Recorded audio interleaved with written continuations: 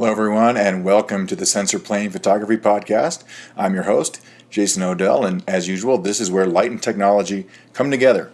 Well, today is after the holidays. It's a brand new year, 2015, so Happy New Year to everyone. I hope all of you out there had a wonderful holiday with your family and friends, and I hope that maybe you got some new goodies from Santa Claus, Hanukkah, Harry, whoever may visit your household. So with that, today's topic, we're going to do a little unboxing video because I know how much people just seem to love these things. But my recent acquisition from Nikon is in this box here, straight out of the shipping container. So let's take a look at what I've got in this box. Okay, my UPS man just dropped this guy off. This is a Nikon 500mm f4 lens, and just to be fun, I've got my Nikon box cutter. So let's open this box up and see what we can find inside and take a look at this magnificent lens.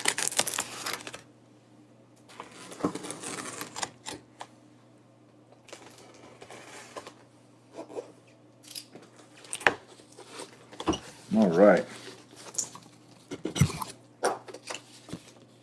So I got my packing slip in here. Now I got this lens. I buy all my own equipment. I got this lens from Berger-Bros camera. They're in Amityville and Syosset, New York, out on Long Island. Now they're Brad Berger, the owner. He's a great guy.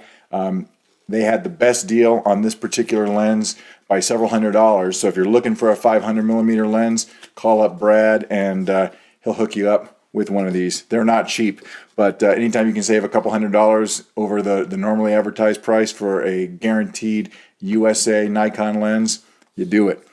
So check them out. I got my packing slip, so I'll put these things aside for right now. And the nice folks at Berger-Bros even threw in a microfiber cloth, so that's cool. All right.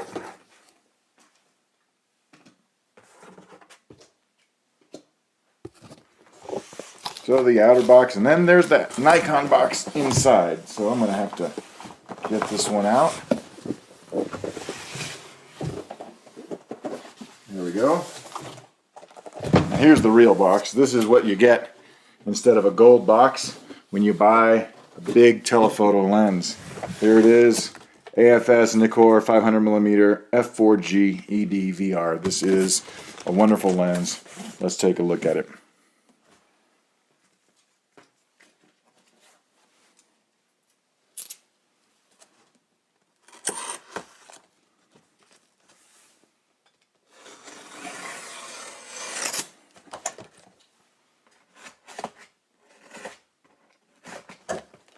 I don't know about you guys, but I always save the shipping boxes for my larger lenses, the original boxes. And I do that in case I ever need to ship them back for service, or if I choose to sell the lens, it's nice to know I've got a box that will fit this lens perfectly. So I'm not going to discard any of this cardboard. It's also a good idea, before you go any further, when you open this up, get your warranty card, make sure that's there, go online, fill out the registration card so that your product is registered with Nikon.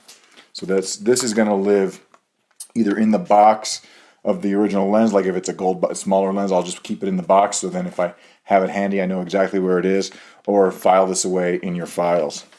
Okay, we got the instruction manual here, just easy reading, lots of different languages. We'll save that for a little bit later. And now we have the lens itself, and it is packed, as you can see, in its trunk case. And this trunk case locked, it's got some keys. Let's take this out. And here it is, in its glory, the CT504 Nikon trunk case for the 500mm lens. Now this case, you could use it to pack your lens in if you're traveling a lot by car. This is ideal. It's hard. You can stack things on it. Alternatively, you might want to pack the lens and just save the case for other uses. I probably wouldn't ship a lens in a case like this, that wasn't in another cardboard box, just because it kind of advertises that it might be something expensive in here. But the case is very useful, and it is an included accessory. So we'll just open up the case here and looky see what's inside. Okay. All the original accessories. So we've got a lens strap, and then some more packing material. And then the lens itself is wrapped in plastic. So let's get that off. Okay, I've gone ahead and removed the packaging material from around the lens itself. This is the lens cover. It's kind of like a sock. I used to joke about these. I really don't particularly like them. They're a little bit clunky to use in the field, but it does provide a cover over the hood and the front element. It's nice and soft inside. So there's that. An alternative to this sock is a product made by Aquatech. It's a silicone lens plug. It fits right into your, it's a cover, and it fits right into the front element like a lens cap. It's soft silicone rubber. It won't scratch anything. I've used those in the past with my 600mm lens, and it really makes packing them a little bit easier because you don't have this big sock thing to pull off. But nevertheless, we've got the lens here. And I'm going to pull this out, and it's a little bit fogged up. It's cold outside today in Colorado. It's snowing out there. So my lens is still a little bit cold. And there's some more accessories in here in the trunk. So I'm just going to pull those out from their little compartment and close this up so that we can take a look at this lens.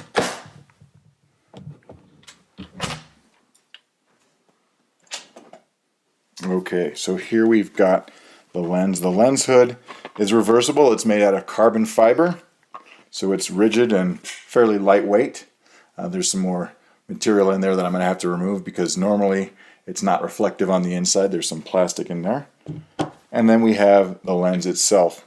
Now this front element is typically removable. This meniscus, it's clear protective glass. We've got the tripod collar built in with a foot, and that rotates around like this. Let me just set this down here. The other accessories, there's a monopod foot, so you can swap this foot out for a smaller, low-profile foot if you're going to use this on a dedicated monopod. And then here's the strap that goes for the case itself. So a couple of included accessories with this lens. Let's just take a look at the controls and operation of this 500mm lens. Okay, so here are the controls of the lens itself. Lots of switches on the side and one rotating clutch ring. This rotating ring here is the VR on-off. So if you're in the field, you rotate it from the on position to the off position. There's an indicator here on the side. We've got the distance scale window here, the badge with the serial number of the lens right on it. The distance goes from infinity down to 15 feet, no, it goes down even further. It goes down to about 3.85 meters, so about 13 feet. One of the reasons why this is a popular lens is because it does focus much closer than, say, a 600mm lens or an 800mm lens, which might not focus within 18 or 20 feet. And sometimes when you're shooting wildlife, that's a real big consideration, how close you can get. Otherwise, you're going to have to find yourself adding extension tubes to try to focus closer, and that can be a whole mess of problems of its own. There are switches on the side here. We'll go down from top to bottom. The first switch is the focus mode switch. There is the default position is A/M. That's autofocus with full-time manual override. So if you're using this on your Nikon camera and you bump the focus ring, if you turn the focus ring, it's going to disengage the autofocus and engage manual focus. However, with the A/M mode, autofocus is the priority. So if you just nudge this ring a little bit, it's not going to override.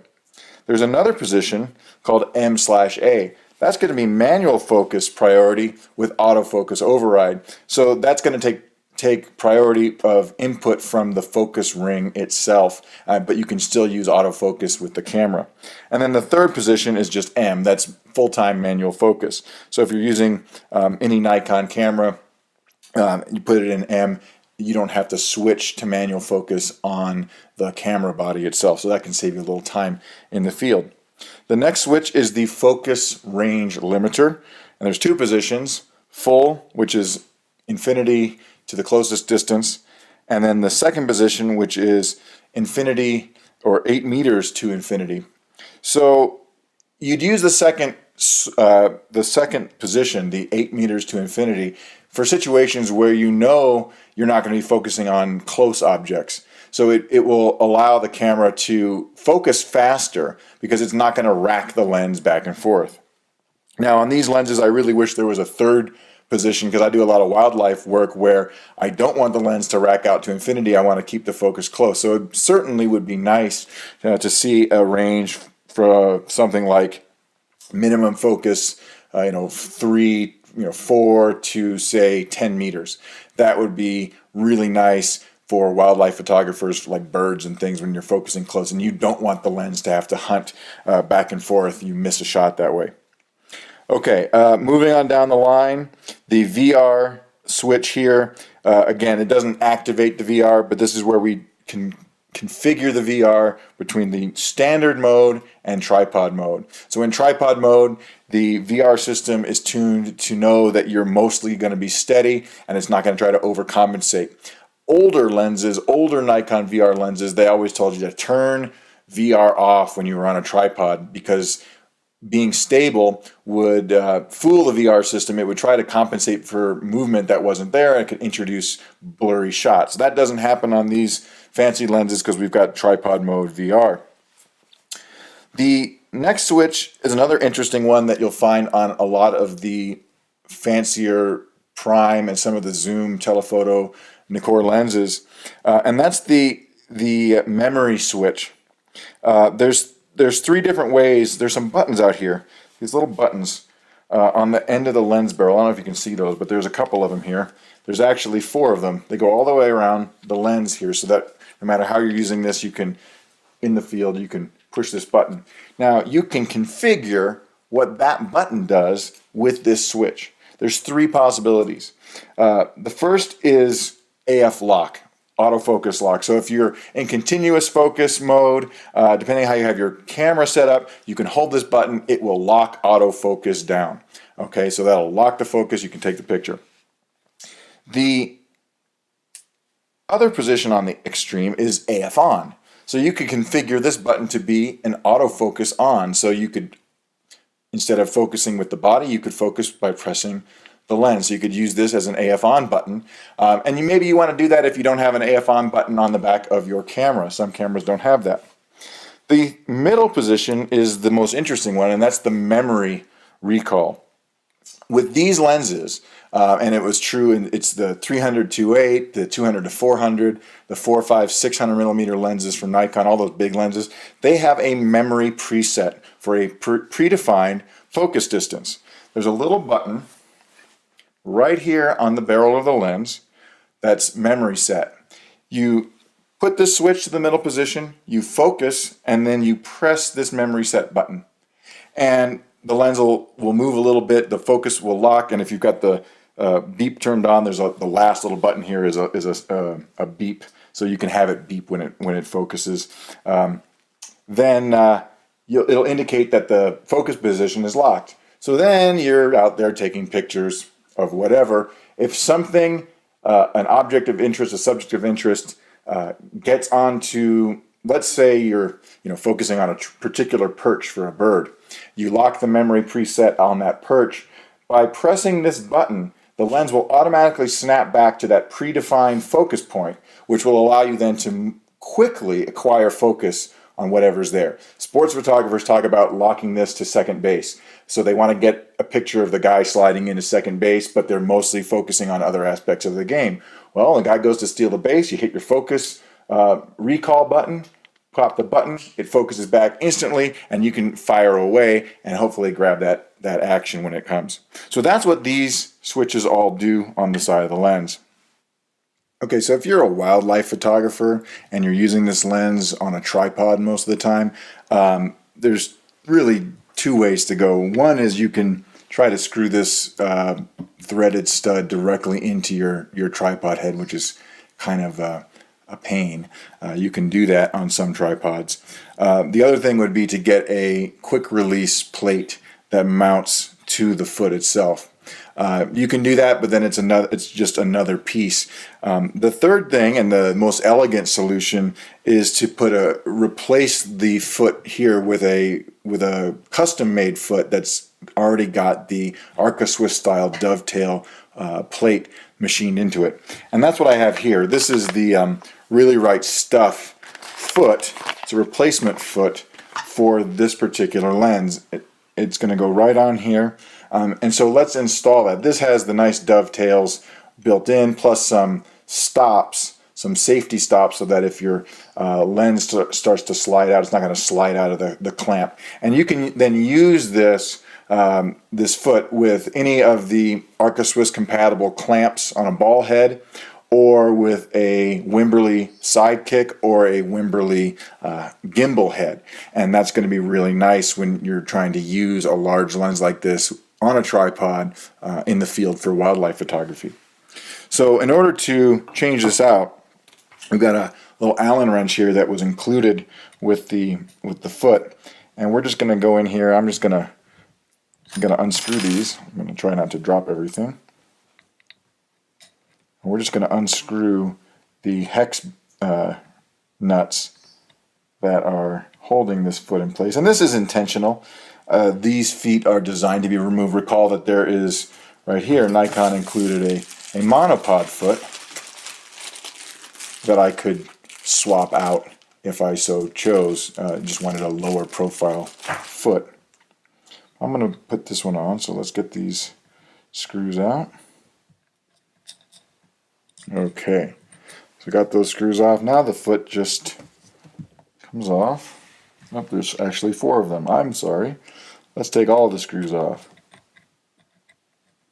Okay, now that I've removed all 4 of these mounting screws, the original Nikon foot comes right off. Okay, and you want to put that aside, store it in your trunk case, and we're ready to install the Really Right Stuff foot. So this just goes right on here, and then we're going to reattach all 4 of the mounting screws, get those in there, and tighten them down. Okay, so once you've got all 4 screws in there, then it's a good idea to go back and make sure that you've got each one of them nicely tightened down so that you don't run into any unexpected loosening of your tripod foot in the field. That would not be good.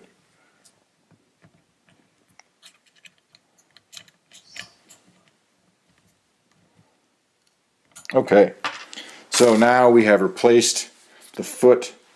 You can see that it's a little bit lower profile than the original Nikon, but not by much. This is going to still allow clearance for you to get your hand in there when you're using the lens on a tripod. Okay, so that is unboxing this 500mm lens.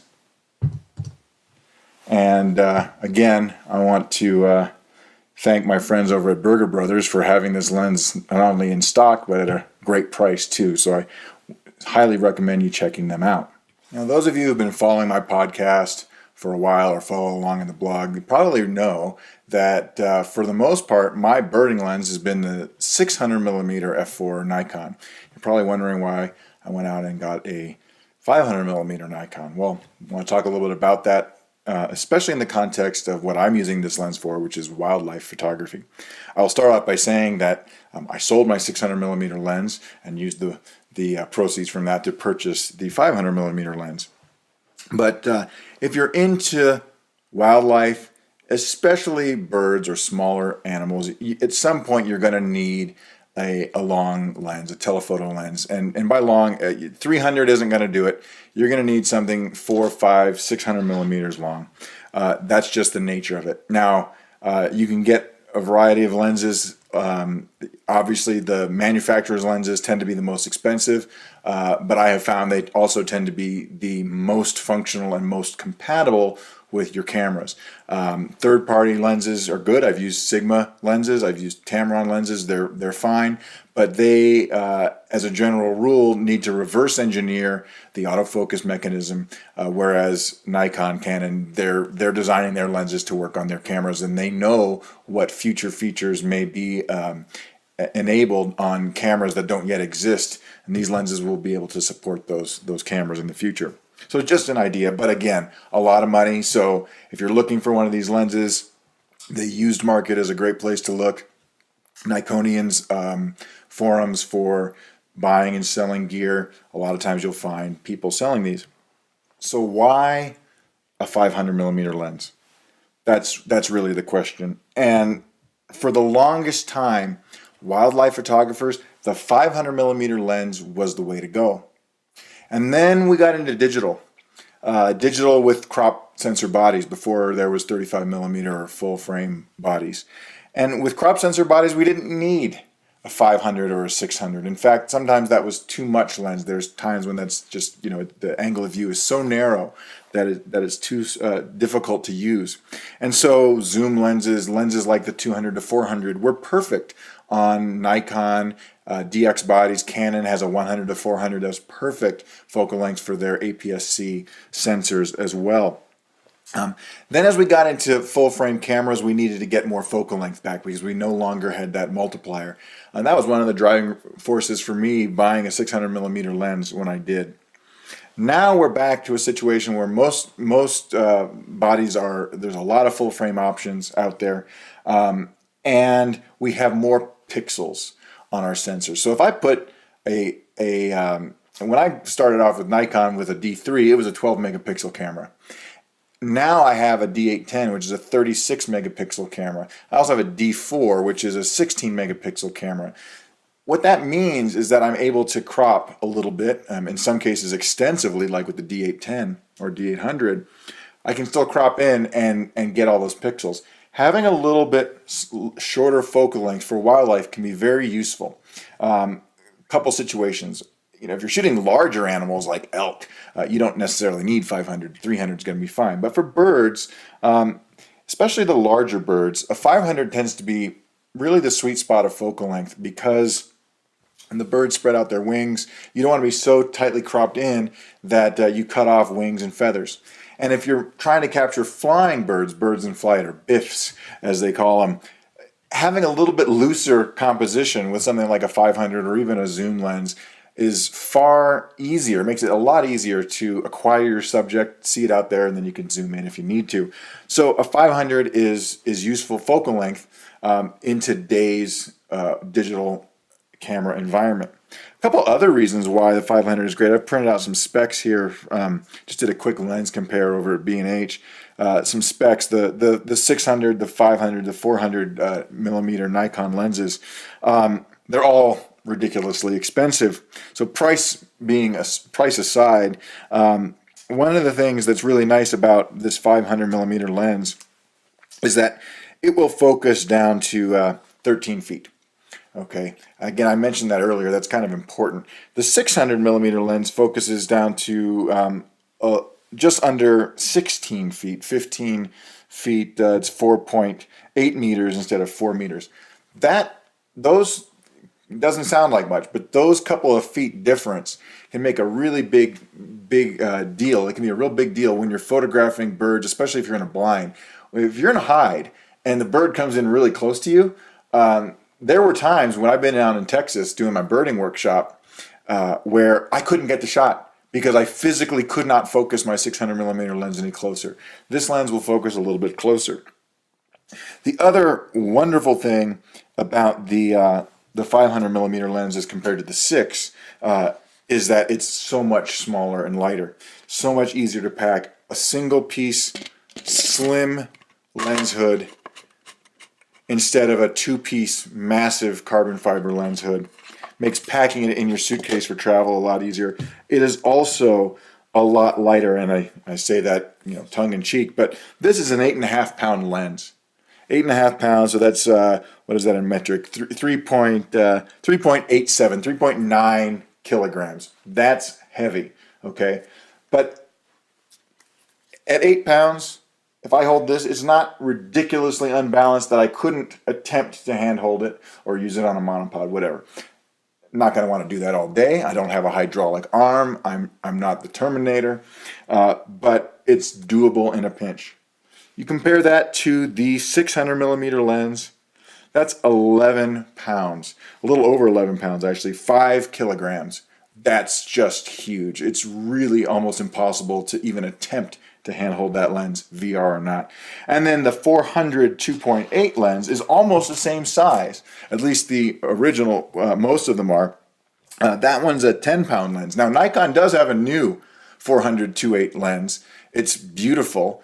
It's also $12,000, which is more expensive than even the 600 millimeter lens. So I'm just going to leave that one out of the conversation for right now when talking about big glass.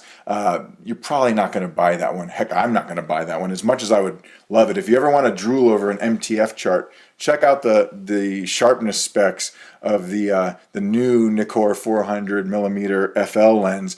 It's a flat line across the chart. It's ridiculous. Anyway, all three of those lenses are excellent. They're all great.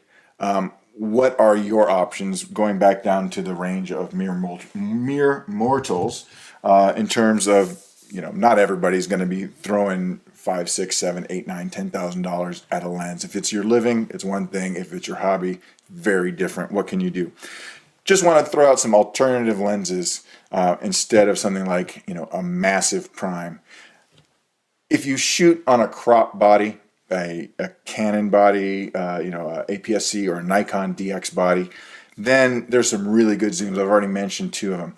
The 80 to 400 Nikon VR, the newer one, it's still kind of pricey. It's about $2,400, give or take. But that's a really nice lens.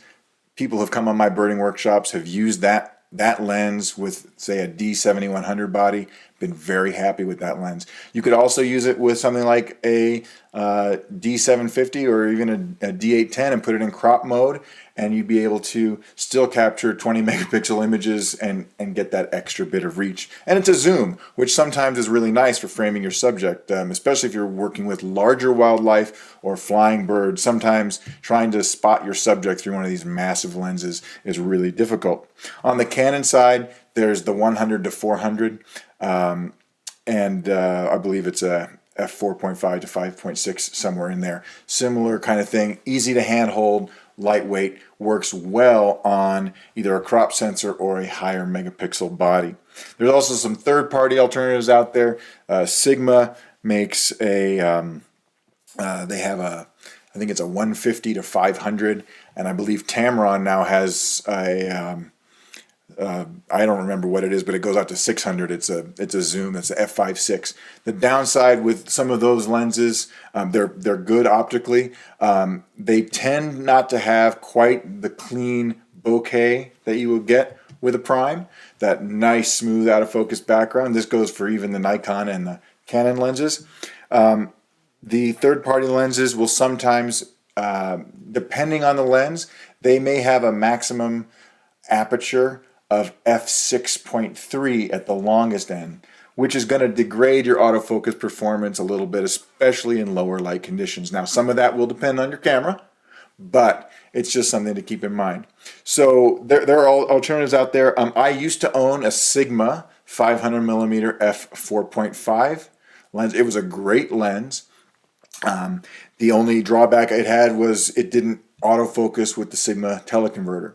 So, if you spend the money on the manufacturer's prime lens, you're getting a heck of a piece of glass, but that's not for everybody. So take a look at some of those other options, some of those other zooms, and in the meantime, there are other things you can do. And I want to bring up one third possibility, and this was something that just really wasn't around when I started getting into photography, and that's renting lenses. So there's a couple of companies out there online, lensrentals.com, borrowlenses.com.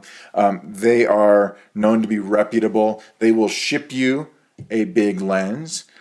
They will rent lenses, cameras, even tripods in some cases. They will ship it to you for a specified period of time. A lens like this for a 3-day rental would probably be about $300, maybe a little less. And then you can go up from there. Now, why might you want to do that? Well, obviously the cost. If you're going to buy this lens at what it lists for $8,400, so if you're going to buy that lens to use on one trip, probably not a great idea. So if it's something that you're going to do on just once or twice, it's a lot more cost effective to rent a lens. You can also rent that lens and just see, if you like using it, if it's something you want to buy in the future. And I bring that up because, I get people asking me questions about my birding safaris. I've got 2 coming up, one in Florida in mid-April and one in Texas in mid-May. And a lot of people would love to go and sit in the blinds for 3 days down in Texas, but they don't have a long lens. They have, a 70 to 300 f5.6. It's not going to work for birds, and they don't want it. Well, consider renting a lens. You get it. You can even have it shipped in some cases to your hotel or to the destination, so you don't have to pack it, and then you return it.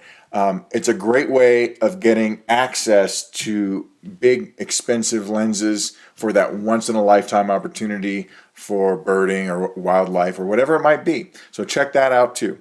Until next time, this has been the Sensor Plane Photography Podcast. I'm Jason Odell. Don't forget to check out my blog at luminescentphoto.com. Thanks.